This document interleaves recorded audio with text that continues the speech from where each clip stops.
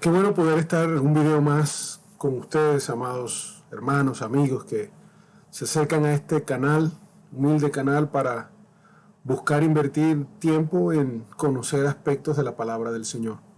Y como es costumbre, en esta serie de videos acerca del Nuevo Testamento, queremos seguir indagando y estudiando algunas cosas básicas sobre cada uno de los libros que lo componen. Ahora nos toca hablar un poco acerca del libro de los Hechos. Y el libro de los Hechos es, como lo hemos mencionado antes, bien crucial, bien crucial para el desarrollo y el entendimiento de lo que fue el nacimiento de la iglesia. Inmediatamente después de que nuestro Señor Jesucristo resucitó y convocó a su iglesia, convocó a sus discípulos, dio instrucciones, el libro de los Hechos comienza a narrar lo que iba a ocurrir. Y vamos a entrar de una vez en algunos detalles importantes. En el libro de Hechos vamos a encontrar que se desarrolla o se termina la intención de Lucas, el historiador, que había ya dado el primer tomo, que era el Evangelio de Lucas. Ahora él continúa y entonces se tienen que ver como juntos, un tomo y ahora completo entre lo que él desarrolla para explicar el nacimiento de la iglesia y en el Evangelio para explicar quién es el origen del Evangelio, que es Jesucristo. Entonces, en sus dos obras podemos ver el sustento del propósito divino de Dios para venir a rescatar y cumplir lo que él había prometido.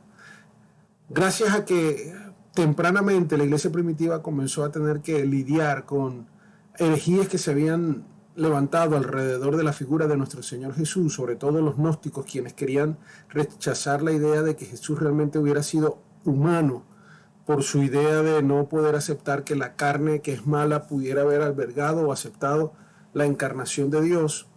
Ellos valoraron el libro de los Hechos, aunque al principio tenemos la idea de que los documentos más importantes para la iglesia primitiva, cuando comenzó su crecimiento, quizás eran los evangelios, porque ahí estaba toda la enseñanza directa de Jesús, pero inmediatamente, de una forma temprana, tuvieron que abrazar la manera en que Lucas escribió el libro de los Hechos para demostrarnos cuál era el querigma, el mensaje del evangelio, el mensaje redentor y las consecuencias que el evangelio traía, fundamentada en esa narración de nuestro Señor Jesús, su vida, y que realmente podía asegurarse que él era Dios encarnado.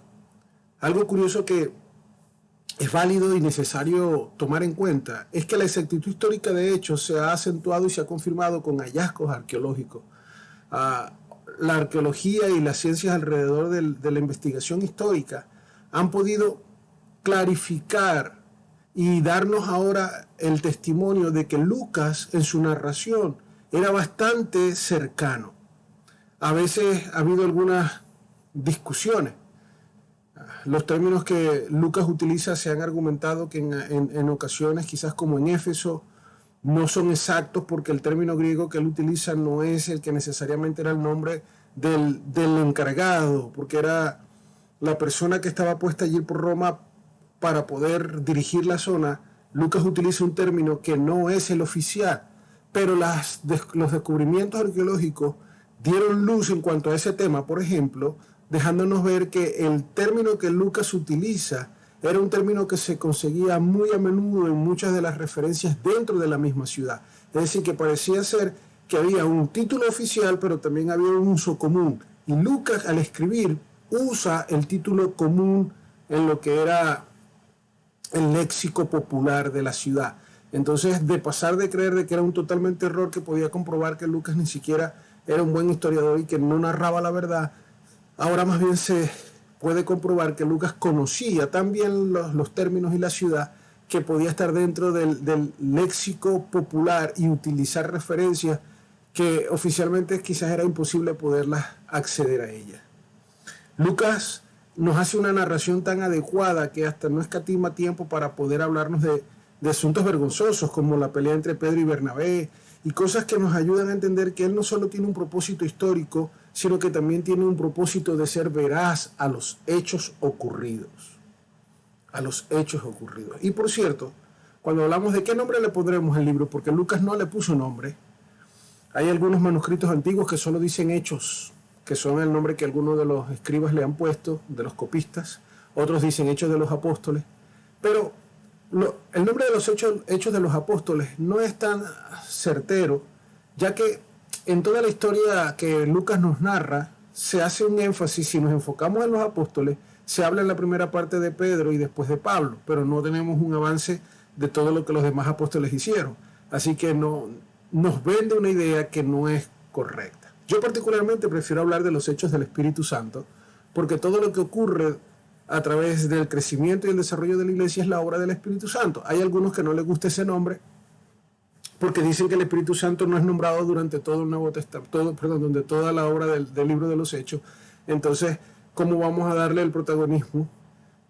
Pero comienza el protagonismo desde que Él viene y ahí cambia e inicia el despertar de la iglesia primitiva con el Pentecostés y después viene todos los milagros que Él permite ocurrir, la llegada del Evangelio a los gentiles y el Espíritu Santo, como lo vamos a ver más adelante en uno de los datos y características narradas por el mismo Lucas, es la fuente de toda la sabiduría, del valor, de las palabras correctas que ellos estaban diciendo, de la pasión por el Evangelio, y Él no lo niega. Entonces, para mí, en mi humilde opinión, yo prefiero hablar de hechos del Espíritu Santo como lo tengo allí en la lámina.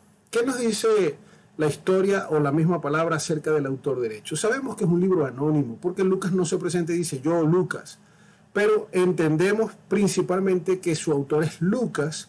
¿Por qué? Porque encontramos detalles como esto. Hay secciones únicas y sorprendentes donde aparece el término nosotros, como ahí en el 16, 10 al 17. Cuando en el segundo viaje misionero y vemos ahí los versículos que nos ayudan a entender que la persona que escribe está familiarizada con lo que está ocurriendo y no solamente familiarizado, sino que está participando. Nos narra cómo el que está escribiendo sabe que Pablo está en la cárcel, vio a Pablo como prisionero. Entonces tenemos que comenzar a descartar quién le escribe otra vez a Teófilo, por ejemplo. Si ya sabíamos que el Evangelio de Lucas venía a Teófilo. La calidad del griego es buenísima, al igual que las del Evangelio. La calidad del libro de los Hechos es bastante elevada y solamente quizás la podemos comparar con la de Hebreos. Y por eso vemos que es consono con el estilo de escribir de Lucas y su calidad, el conocimiento del idioma. La relación que existe entre el que escribe y el protagonista Pablo es básica, y entendemos que Lucas era un médico gentil apasionado por el Evangelio, compañero del apóstol Pablo, y que de alguna u otra forma se convierte en el único gentil que escribe algo en el Nuevo Testamento. Pudiéramos decir que Juan Marcos, que tenía cierta ascendencia gentil también, pero también era judío, no era 100% gentil. ¿Qué respaldo en la historia se le ha dado entonces a Lucas como autor? Es unánime en el testimonio de la iglesia primitiva. Lo encontramos en varias referencias, solo quiero compartirle alguna de ellas, como el fragmento de Muratori, que dice, copilado por Lucas el médico, cuando aparece allí lo que es el libro de los Hechos. En los escritos de los padres de la iglesia como Ireneo, Clemente de Alejandría, Tertuliano, Orígenes, ellos hablan con tranquilidad y mencionan el hecho de que Lucas es el autor del libro de los Hechos. Y la propia evidencia, como ya lo acabamos de ver, como el estilo, el vocabulario, los términos médicos, confirman entonces que Lucas es el autor. ¿Qué sabemos acerca de información concreta?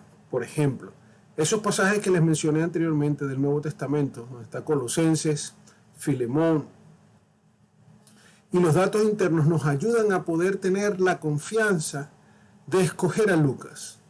También en el prólogo antimarción de Lucas, en el siglo II, se hace referencia a la autoría. Y quise mencionar a los padres de la iglesia, pero déjenme ahora citarles directamente el escrito de Eusebio, que no fue padre de la iglesia, sino historiador primitivo. Él dice esto en su narrativa en Eclesiástica 3:4. Lucas, por su raza como nativo de Antioquía y por su profesión como médico, habiendo estado relacionado sobre todo con Pablo y habiendo tenido un contacto menor con otros discípulos, nos ha dejado ese ejemplo de sanidad del alma que adquirió de ellos en 2 libros inspirados, el Evangelio y el Hechos de los Apóstoles. Entonces nosotros encontramos allí una referencia de un historiador interno dentro de todo el movimiento y del pueblo judío y de toda la historia primitiva, de que sin lugar a dudas para ellos Lucas siempre ha sido el autor. Recuerden que, como les hablaba cuando estudiábamos las críticas, la de las formas, del estilo, de las fuentes, en el siglo XX es que se desarrolló ese deseo liberal de dudar de todo. Entonces sí, usted va a conseguir gente que va a decir, no, Lucas no lo escribió, pero es más por una reacción a esa tendencia de querer dudar, solo por dudar y querer buscar una quinta pata al gato, cuando no la hay, solo tiene 4, es decir, las evidencias son claras. ¿Qué sabemos de Lucas? Lucas era un gentil, como ya lo mencioné, lo dice Colosenses. Procedía de Antioquía, lo vemos ahí en las referencias que les mencioné también. Algunos dicen que era de Filipo de Macedonia, con, por ejemplo, la referencia que hace este estudioso a William Ramsey. Sabemos que es un médico, o al menos tenía conocimientos, era un hombre muy educado, era un hombre científico, llegó a ser cristiano, ¿verdad?, o convertido cuando ya era un adulto, tras la fundación de la iglesia en Antioquía. Fue el compañero de viaje de Pablo. Era un hombre soltero, no hacer ninguna referencia que estuviera con familia y casado. Escribe el Evangelio y escribe Lucas, posee un estilo y un vocabulario, una introducción similares, y sabemos que él murió a la edad de 84 años en Beocia. Sobre la fecha, bueno, sabemos que ya hicimos un libro anterior, un video anterior, datando a los evangelios, y eso incluye el evangelio de Lucas. Por lo tanto, sabemos que Lucas fue bien temprano. Y si se trata de que Hechos es una continuación del Evangelio de Lucas, tenemos entonces que saber que se escribió después del Evangelio de Lucas. Desde que se profetizó la destrucción del templo y lo que hemos analizado en los silencios, porque quien escribe no narra la muerte de Pablo, no narra la muerte de Pedro, quien escribe no menciona el sitio a Jerusalén, no menciona la destrucción del templo, quien escribe no habla ni siquiera de la muerte de Santiago, el medio hermano de Jesús, que ocurrió, por ejemplo, en el 62 después de Cristo. Y refiero a la idea de volver a ver el video sobre la fecha de los evangelios para que usted vea más esta explicación. No quiero volverla a hacer con profundidad. Pero estos silencios nos hablan de que entonces el autor tuvo que haber escrito el libro de los Hechos antes que esas cosas ocurrieran. Entonces, entendiendo esos factores, podemos fechar a Hechos entre el 57 y el 60. ¿No? Digamos que fue entre el 57 y el 60 que se escribió, un par de años después de él haber escrito el Evangelio. El libro de los Hechos tiene mucha precisión histórica. Es bien importante ver cómo a lo que Lucas hace una narración, él acerta, no solo como dije anteriormente que la arqueología le ha podido dar respeto a las referencias lucanas, sino que también vemos que dentro del texto se hacen referencias históricas que se pueden comprobar. Les pongo aquí solamente un par de ejemplos. Se hace referencia a la hambruna que se produjo bajo Claudio, lo dice en Hechos 11. La muerte de Herodes Agripa, ahí en Hechos 2.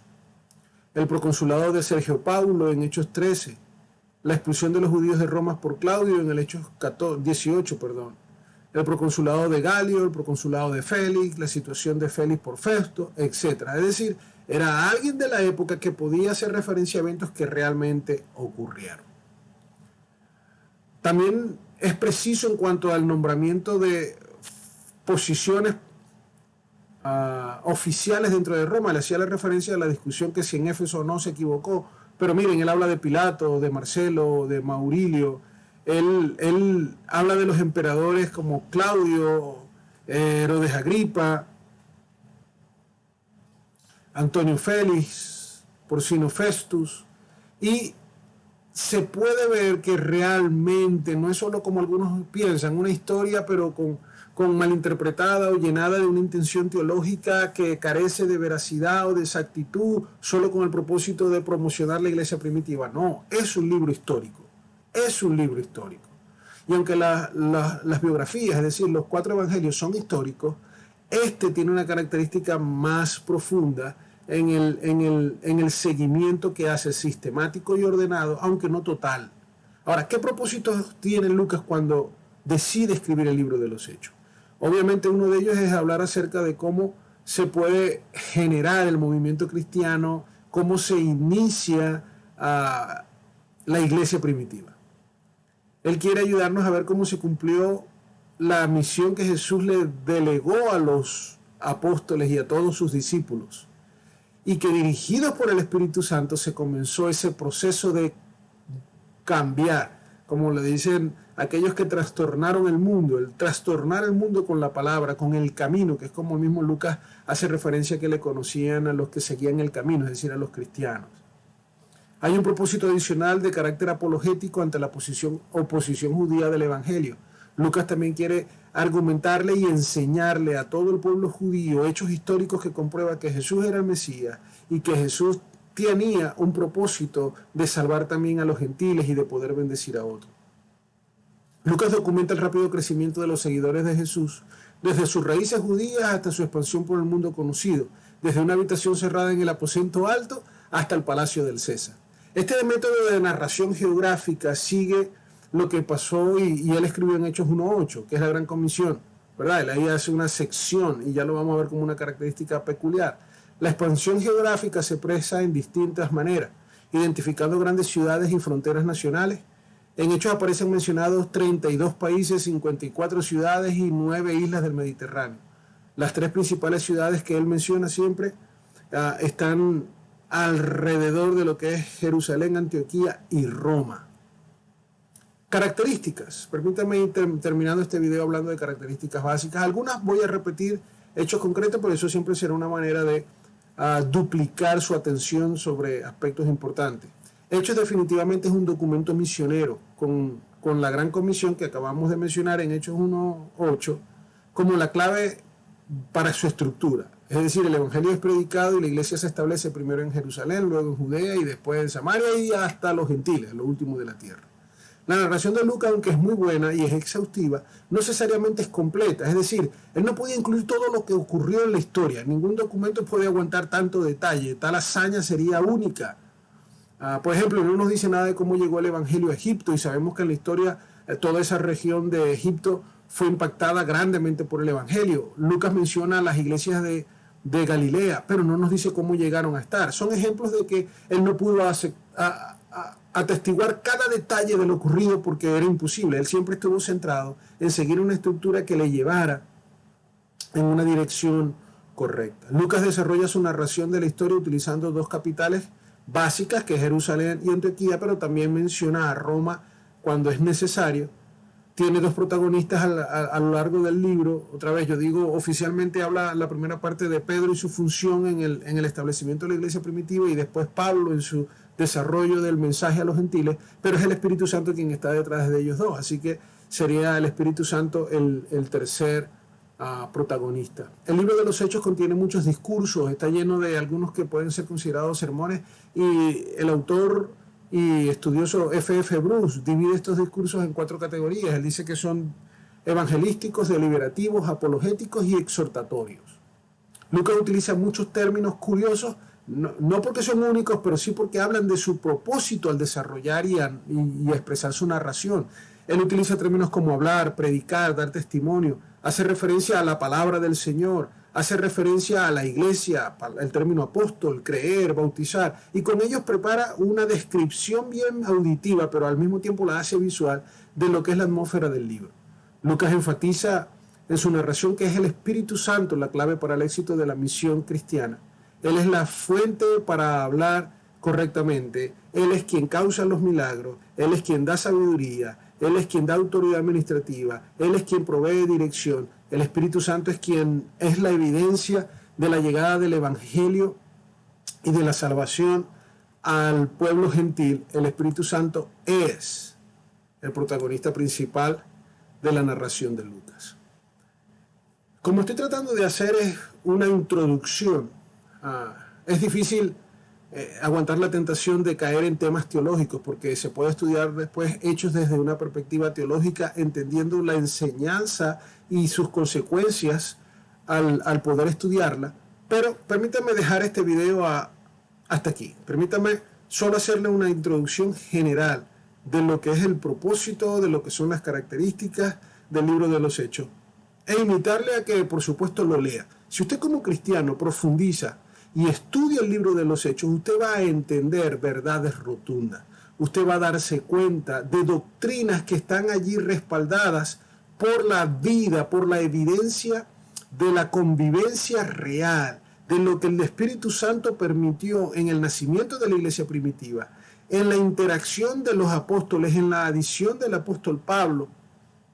Entonces vamos a entender cosas que narradas históricamente nos ayudan a ver el propósito de la revelación de Dios progresiva, que su máxima expresión es Jesucristo, pero después que Él se fue nos deja el Espíritu Santo que nos lleva. Entonces tú como cristiano, yo como cristiano, necesitamos la guía del Espíritu Santo porque en Él se fundamenta la iglesia. La cabeza es Cristo, seguimos al Padre, pero el Espíritu Santo es quien nos da la motivación para ir y poder cumplir la misión de predicar el Evangelio.